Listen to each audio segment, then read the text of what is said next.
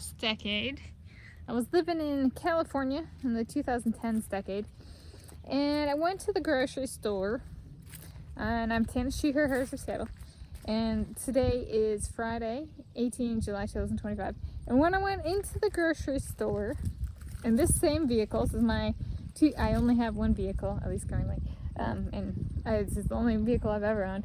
It's a 2010 Toyota Corolla LE, silver color, and I went into the grocery store,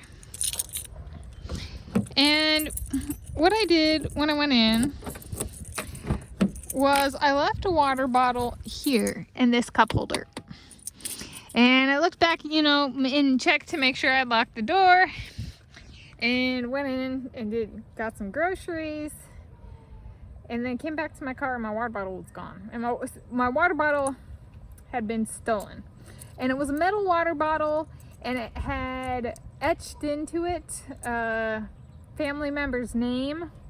I got it as a hand-me-down from generations above me, and so I came back and it was gone, and I was like, it's kind of an interesting thing to steal. But it's kind of a car essential because I did lock my car, and it was just kind of it's an interesting one because it did have value to me, meaning value, and utility value. But that it was actually stolen from the car was interesting, so it got me thinking a lot more about like what I leave in my car when I'm somewhere, and I'm like, and I've shown recently, I'm like, one of the changes is like, it's a vehicle design thing. I was like, how could I combat that in the future? And I was like, well, there's like, I could get tinted windows, but I don't necessarily want tinted windows, at least currently. So what I've been doing, and actually what I did back then, but started doing even with just stuff like water bottles, so I'll put it in the back of the car. Like, I'll open my trunk. So I was saying, in terms of vehicle design, there's tinted windows, but there's also just out of sight storage space. So like having a trunk for the vehicle. Which is like super simple, but like not all cars have